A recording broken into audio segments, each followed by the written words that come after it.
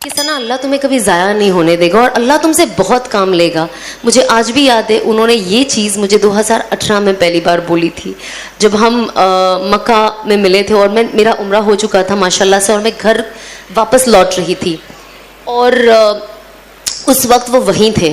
तो हमारी एक बहुत छोटी सी 2 मिनट की मुलाकात हुई और मैंने ऑफकोर्स उनका नंबर था, और जब मैं वापस आई तो मैं उनसे पूछती थी, कोई ना कोई भी मुझे डाउट होता था तो मैं उनसे पूछती थी। तो उन्होंने ना मुझे बहुत अच्छी उसी वक्त वो बात कही जबकि मेरे अंदर उन्हें कुछ वैसा जाहिर ही नहीं दिखाई दिया।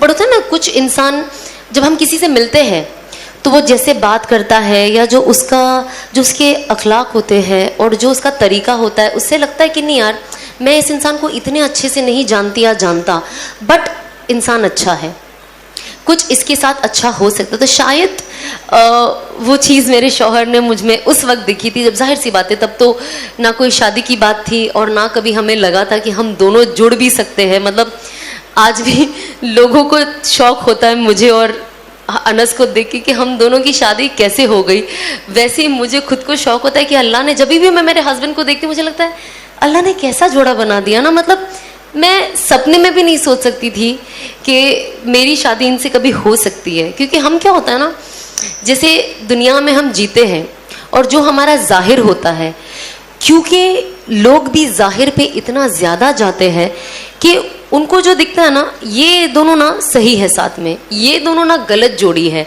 हम सिर्फ दिखावे पे ये जोड़ा सही है या गलत तय करते हैं, लेकिन बातिल सिर्फ अल्लाह जानता है, जो दिल में है वो सिर्फ अल्लाह जानता है। तो अल्लाह ने जाना कि ये दोनों का दिल जुड़ने से शायद कुछ फ़र्क आए, शायद हम आगे जाके कुछ लोगों के लिए खैर कर पाए। बेशक अल्लाह की मर्ज़ी से और हर चीज़ अल्लाह करने वाला है, बट शायद हम वो ज़रिया बन पाए। और आज वो चीज़ देखकर इतनी खुशी होती है कि ये सारी बातें ना मुझे अनस हमेशा बताया करते थे, सना ऐसा होगा और अल्लाह तुमसे बहुत काम लेगा। देखो जुनैद जमशेद साहब से उन्होंने कैसा काम लिया जब उन्होंने अल्लाह के लिए सब कुछ छोड़ दिया। और सबसे बड़े एग्जाम्पल जुनैद जमशेद साहब है हमारे लिए, मरहूम। तो जब उनकी मैं उन्हें पहले से ही बहुत पसंद करती थी और मैं उनका हमेशा वीडियो देखती थी। फिर पता चला मेरे हस्बैंड के वो दोस्त थे और उनसे उनका बहुत अच्छा कनेक्शन था, और उनकी शहीद होने से पहले उनका जो लास्ट वॉइस नोट आया था मेरे शौहर पे आया था, उन्होंने मुझे वो सुनाया, अभी तक उन्होंने वो सेव करके रखा है। तो जब मैं ये सारी बातें सुनती थी तो मुझे लगता था कि वाकई अल्लाह कुछ भी कर सकते हैं। कौन सोचा होगा कि ये इंसान इतना बदल जाएगा, और सब कुछ छोड़ के अल्लाह ने उन्हें इतना कबूल किया कि पूरे दुनिया में आई डोंट थिंक कोई ऐसा मुसलमान है जो उन्हें नहीं जानता है, you know? तो मुझे ऐसा लगता था कि अल्लाह अगर मेरे शौहर जो कह रहे सही है ना, तो मुझे भी female version of Junaid Jamshed बना देना और मुझसे भी वैसा ही काम लेना, उससे बढ़ के लेना। क्योंकि हम अल्लाह से मांगते ना, तो जितना हो सके उतना मांगे, जितना ज़्यादा हो सके।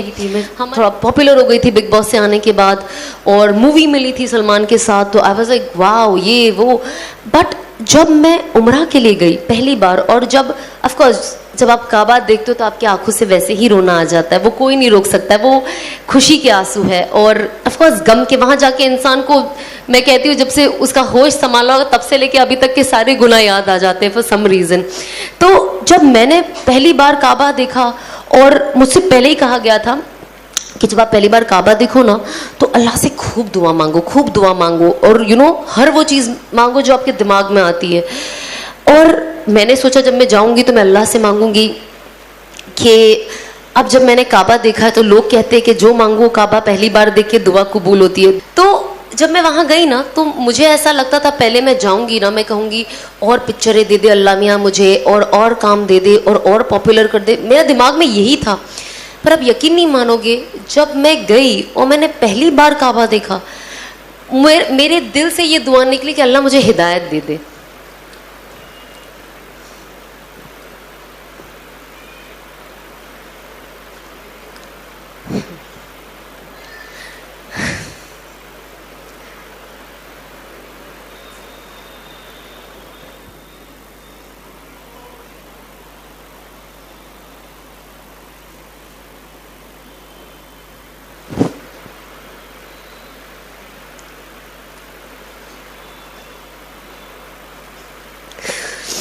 ऑनेस्टली आई डोंट नो कितने लोग इस चीज़ को वैल्यू करते हैं, पर मेरे लिए ये वर्ड हिदायत मेरे लिए बहुत वैल्यू करता है, बहुत। इस चीज़ ने मेरी दुनिया और शायद मेरी आखिरत बदल दी है। और कहीं ना कहीं जो असबाबी तौर से दिखता है, मैं सोचती हूँ शायद मुझे जहन्नम की आग से बचा लिया है। तो जब ये वर्ड ही आता है ना, तो मेरा दिल बहुत भर जाता है कि अल्लाह ने कैसा कर दिया। मतलब जब हम पढ़ते हैं ना कुरान शरीफ, और उसमें लिख के आता है कि अल्लाह जिसे चाहे हिदायत दे। तो जब मैं एंड आती है ना एक और कि I was lost and he found me and he guided मी, मैं गुमराह थी और उन्होंने मुझे सही रास्ता दिखाया। तो मैं कुरान शरीफ अभी भी जब भी पढ़ती हूँ और जब वो आयत आती है और मैं पढ़ती हूँ ना, मेरे आँख से आंसू ऐसे टप टप गिरने लग जाते हैं और मुझे रुकना पड़ता है कुछ वक्त, क्योंकि मैं खुद अभी तक ये डाइजेस्ट नहीं कर पाई हूँ कि अल्लाह ने ज़िंदगी मेरी कैसे बदल दी। बस अल्लाह इस्तिकामत दे और आखिरी दम तक हिदायत पे रखे और हिदायत पे मौत दे। कि जब इंसान ना अपने आप को इतने हराम में घेर लेता है तो उसे हलाल भी हराम नज़र आने लगता है। तो मैंने अपने आप को, अब मैं जो काम करूँगी तो जाहिर सी बात है वैसे ही लोग मेरे आसपास होंगे, तो मुझे हिदायत कैसे मिलेगी? उसके लिए मुझे ऐसे इंसान के साथ बैठना ज़रूरी है ना, और ऐसे इंसान के साथ बात करना ज़रूरी है। अब तब तो हम कोई मौलाना को देखे तो हम उल्टे पैर भाग जाते थे, क्योंकि हमें तो लगता था ये हमारी खिंचाई करने वाले हैं और बस मुझे सीधा जहन्नम में भेजने वाले।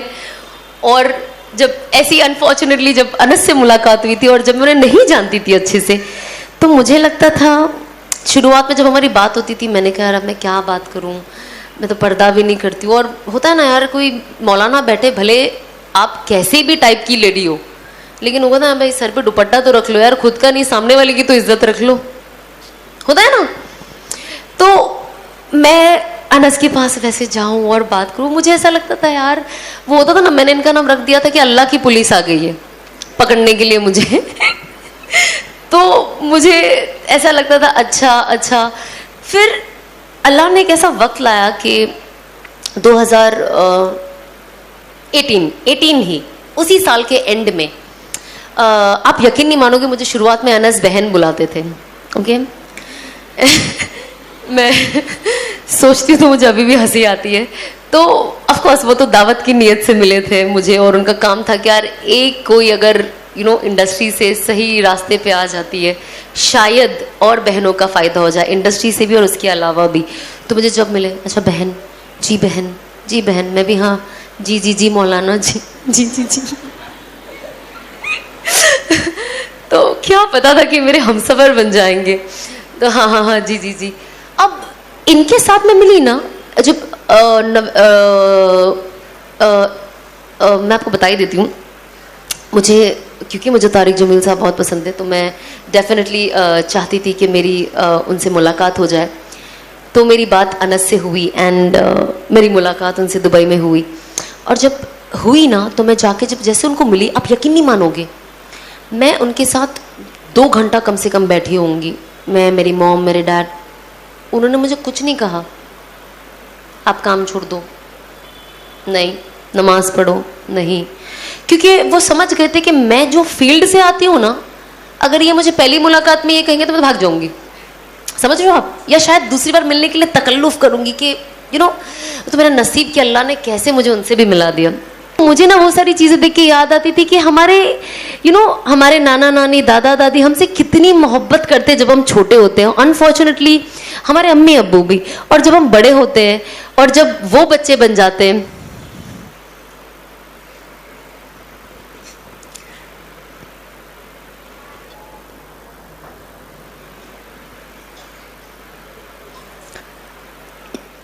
तो हमें उन्हें समझना कितना मुश्किल हो जाता है। मैं हमेशा कहती हूँ, माँ बाप की इज्जत करें, माँ बाप से मोहब्बत करें, और वो जो कहते हैं आपकी भलाई के लिए कहते हैं, बहुत बड़ा दर्जा है और मुकाम है माँ बाप का। कहते हैं ना, जन्नत का रास्ता सिर्फ वही है। और शायद बहुत हर बार हम लोगों को ना, अब मतलब अभी तो मेरी आगे वाली नस्ल आई नहीं है, बट जब आप खुद माँ बनते हो ना, मैंने देखा ये लोगों में, तब वो समझ पाते हैं कि माँ बाप कितनी सैक्रिफाइसेस देते हैं, तब जाके वो माँ बाप बन पाते हैं, और बच्चे को संभालना और उसके पीछे 24 घंटे लगे रहना आसान काम नहीं है। कभी कभी जब मैं और अनस बात करते तो हम ऐसी बात करते कि अल्लाह ने कैसे निकाला जैसे आटे में से बाल, उतने आसानी से निकाल दिया मुझे उसमें से। मुझे अल्हम्दुलिल्लाह आज कोई चीज़ की याद नहीं आती है। तो हम कोशिश करें कि हम जो भी करें हमारी नीयत सिर्फ ये होनी चाहिए कि बस हमें अल्लाह को राज़ी करना है। अगर अल्लाह राज़ी तो अल्लाह मखलूकों के दिल में भी आपके लिए मोहब्बत रख देता है, और अगर मखलूक राज़ी तो दुनिया के तो काम बन ही जाएंगे ना। अगर आज आप लोग मुझसे मोहब्बत करते, अगर आज मैं आपको बोलूँगी मेरा एक काम कर दो, तो आप कर ही दोगे ना। मैं आपसे मोहब्बत करती हूँ, आप मुझे बोलोगे सना ये कर दो, मैं कर ही दूंगी। तो अल्लाह जब मखलूकों के दिल में अल्लाह मोहब्बत पैदा करता है ना, वो नेवर एंडिंग मोहब्बत है, वो कभी खत्म नहीं होगी जब तक अल्लाह नहीं चाहेगा कि ये मोहब्बत खत्म हो। तो हम हमारे दिल में ये लेकर चले और ये यकीन करें कि सब कुछ करने वाला सिर्फ अल्लाह है और कोई नहीं है। हम सब ये मानते अल्लाह करते आए हैं, अल्लाह कर रहे हैं, आगे भी अल्लाह करेंगे, पर हमारा तवक्कुल नहीं है उस पर। हम थोड़े से ना डगमगा जाते, वीक हो जाते। कोई मसला नहीं, ये इंसानी फितरत है, ये होता है। लेकिन क्या करना है, अगर हम जहाँ पे भी, ये शैतानी वसवसा है ना, तो जहाँ पे भी हम थोड़ा सा ऐसे डगमगाए हमें कोशिश करना, नहीं नहीं नहीं ये बिल्कुल गलत है, ये शैतान मुझे वसवसा दे रहा है, मुझे सीधा चलना है। तो जब मैंने अपनी लाइफ चेंज करना शुरू किया ना, तो अनस ने मुझे दुआ सिखाई, बहुत खूबसूरत दुआ है, आई एम श्योर बहुत लोगों को आती होगी, पर मैं तो भी बोलना चाहूँगी। उन्होंने मुझे दुआ सिखाई, या मुकल्लबल कुलूब तब्बित कल्बी अला दीनिक। इसका तर्जुमा, ए दिलों को फेरने वाले मेरे दिल को तेरे दीन पे जमा दे।